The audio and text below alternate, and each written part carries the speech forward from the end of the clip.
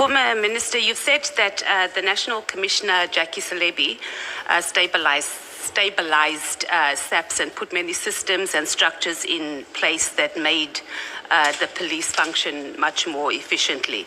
Then you took over from Selebi and you continued the great work, and the crime stats are evident of your superior work as a National Commissioner. Then you were removed. In came Ria Piercha and was appointed, and based on your oral evidence yesterday, you said that this is when SAP started losing some of its institutional capacity. Am I paraphrasing more or less your testimony yesterday in that regard? Particularly on the former National Commissioner Ria Piercha and her administration. Okay. So what do you think, or what do you know, what factors or interests led to the appointment of the former National Commissioner Ria Piercha as the National Commissioner? Well, I don't know. I'll be guessing, Honorable Member. Good morning and thank you very much.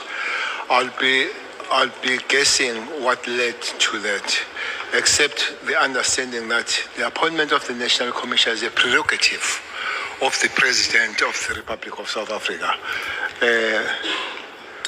authorized by the Constitution of the Republic of South Africa, that the President will appoint the man or the woman as the Commissioner of the South African Police. So what criteria really that is used, I can't tell. I gave the story myself that I was approached by him that I'll be appointed, and I did not like the job at all because I thought it was a tough job, but he insisted and all that. But when I was appointed, I had a little bit of understanding of the police. Remember, I was the MSc, I was the chair of the Safety and Security in KZN. I don't know what would trigger it, or even giving an inch of understanding or thinking that Ria Piercha could be a National Commissioner. I have no idea. So there's actually something you don't know about the political landscape and appointments. No, definitely. I wouldn't know. And the question wasn't so much, Minister, on like what criteria, but what were the material conditions during that time in both the government and the political landscape. I was asking you to speak to that, but I understand if you don't want to comment or you don't have anything concrete to contribute to that. Well, I don't know anything about somebody's prerogative. It's somebody's prerogative, which means it's you and you only, Honorable Member, nobody else. Once it's prerogative, you can do something that we don't understand, but it's your prerogative, and then you must live with it. Okay.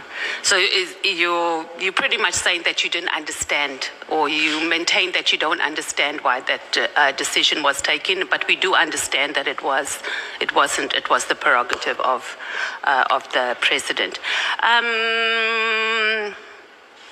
Do you think, and maybe this is a better question, do you think that the institutional capacity or the decline of it rather was a deliberate process rather than a gradual neglect? And more specifically, whose interests do you think it serves if we have a SAPS that is weak?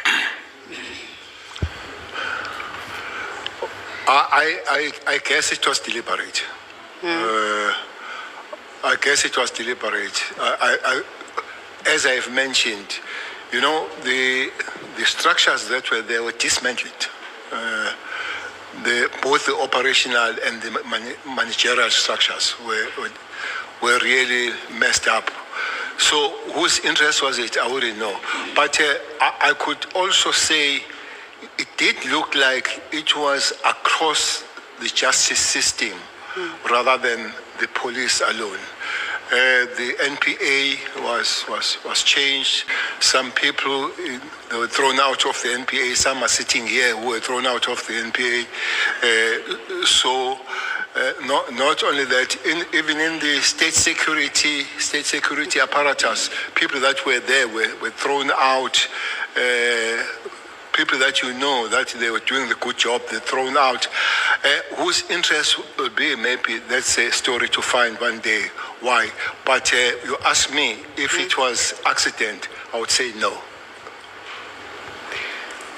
Okay, and you don't have an opinion on why this would be. And I understand it would be your opinion, but you haven't done any digging, and you are a senior member in, both a political party, and you've been serving in government for a very, very long time. So when you see this, I'm sure you would have had some discussions or applied your mind.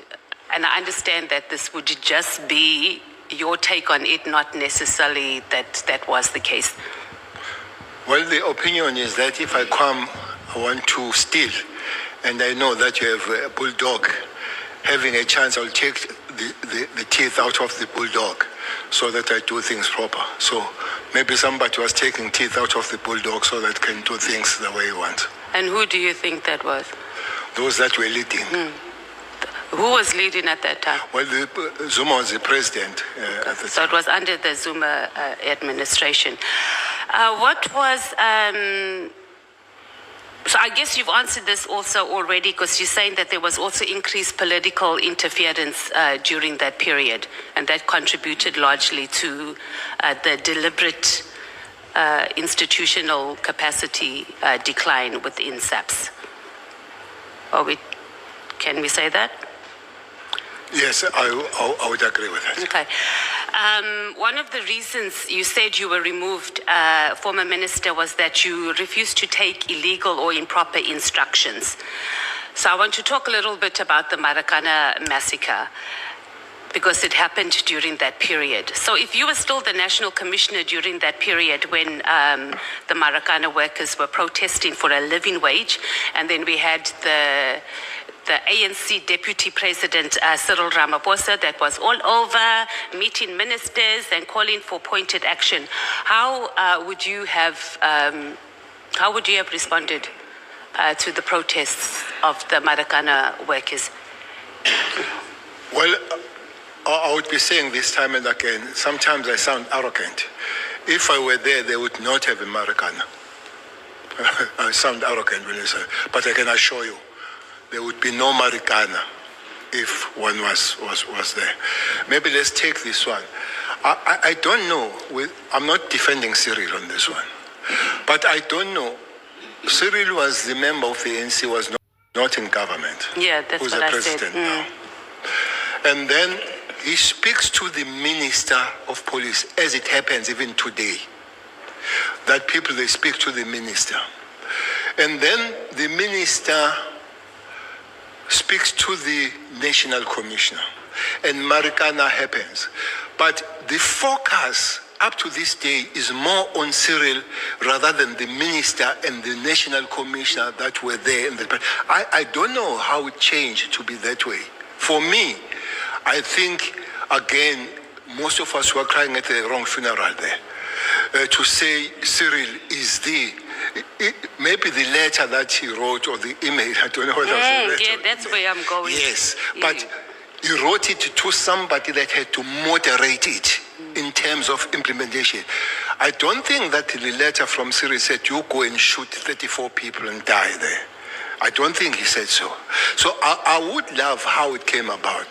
Another very serious point about Marikana, all of us, we talk about 34 people. We don't talk about 10 people that died before that day, and brutally so.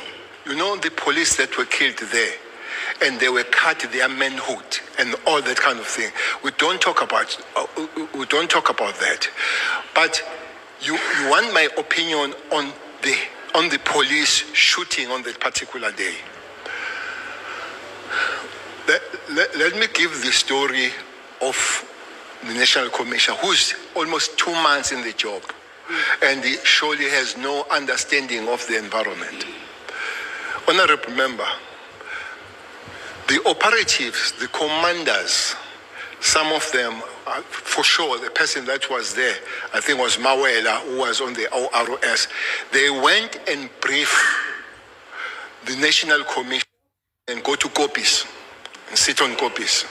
He said, you go and fence that place, put the barbed wire, put the police inside. When the people come, put the tear gas on them. That's the first thing. Second thing you do, you go to the bus company and tell them to stop ferrying people there. And thirdly, have what you call disruptive arrest. Those that were agitating and all that, do that thing. And as they left, he changed the whole plan. He told Commissioner Mbombo, who was the only female commissioner, provincial commissioner at the time, to say, you go and deal with them. You remember the morning statement that today is a D-Day. And that's how it came about. There were many ways of avoiding that kind of death. And it's unfortunate that it happens, and we must, as South Africans, stay with that blood stain for a very long time.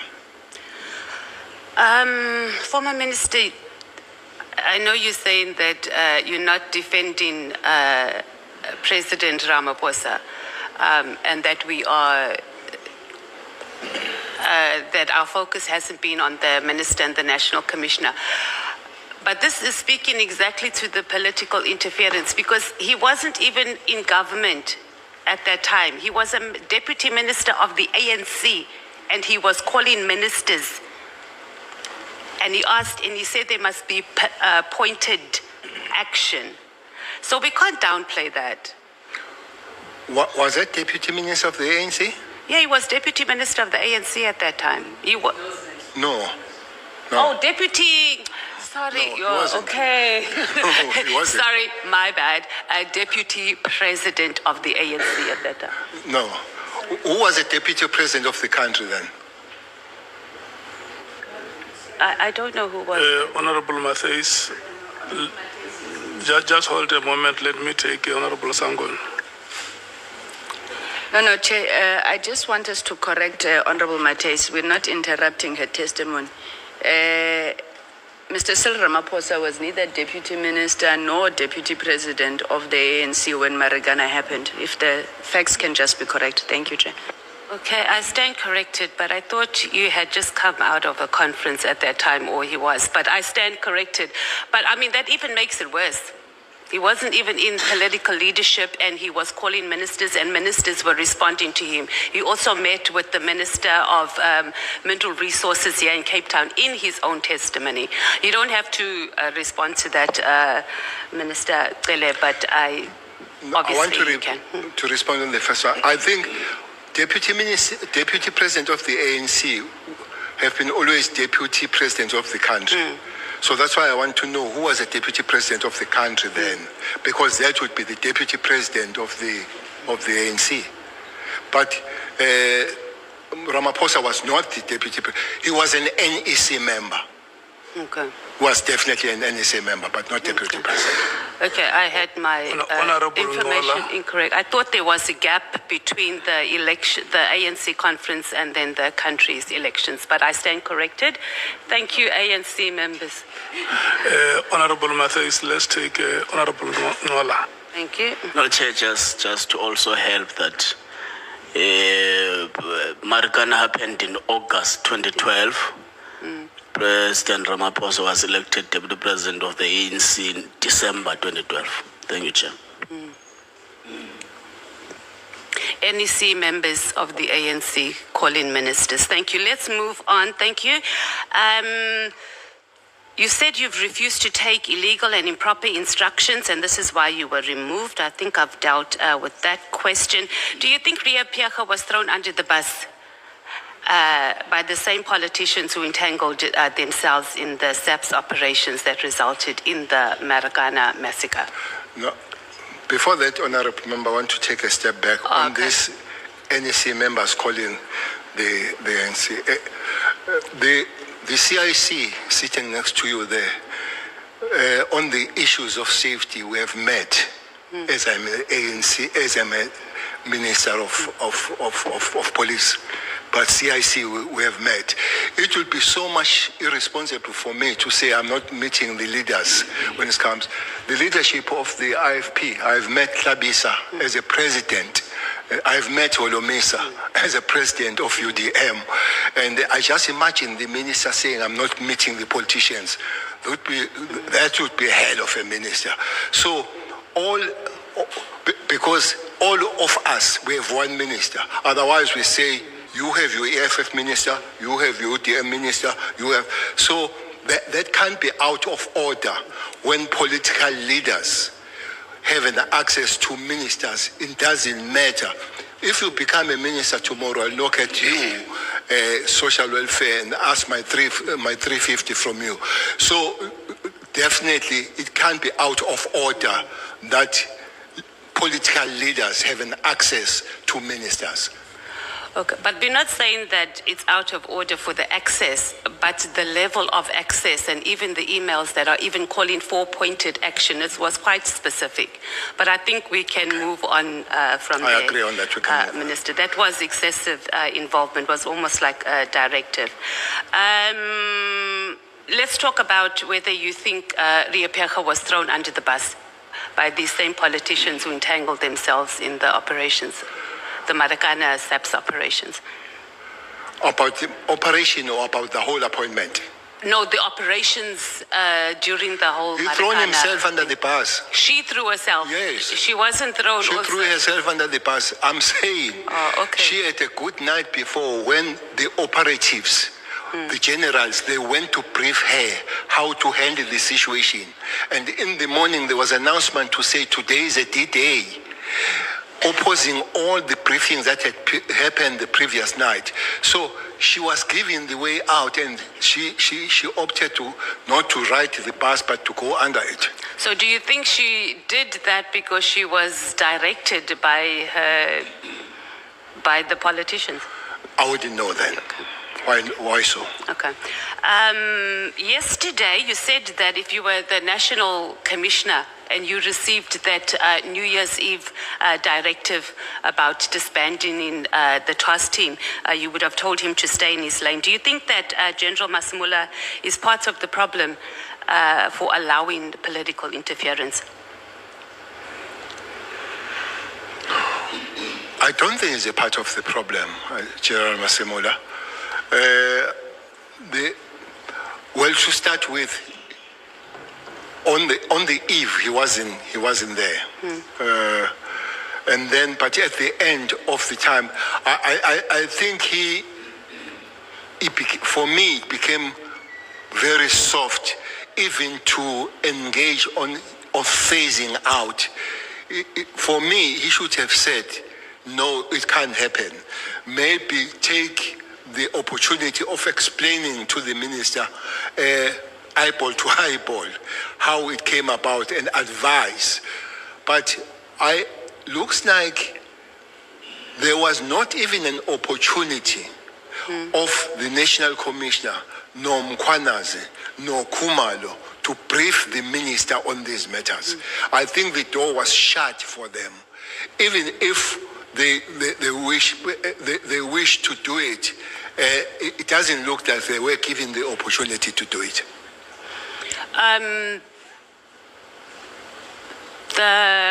So do you think that this is a characteristic, or that he just responded softly, and as the president had, my CIC had said, he was more agreeable, or is that speaks to his character, and is that the type of character that we need as a national commissioner, who can't say to the politicians, yay, stay in your lane? I think he's one person that I've worked with for a very long time. When I was a commissioner, when I was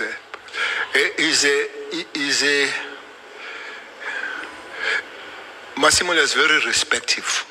He's something that has a lot of respect as a person, as a human being. No doubt about that. Sometimes in the circles where I speak, I said he would have made a good bishop, Masimula. He's got a very, maybe a very good heart to look after the lions. That's that for me. But he knows his job. He knows his job. Maybe he doesn't have enough pushback when he's supposed to do it. He would take you along, maybe taking you along until he reaches the cliff. And he jumps with you or on the cliff. But I think it's one person that, well, he's a human being, but he's one person that I think he will have very less bad intentions in life.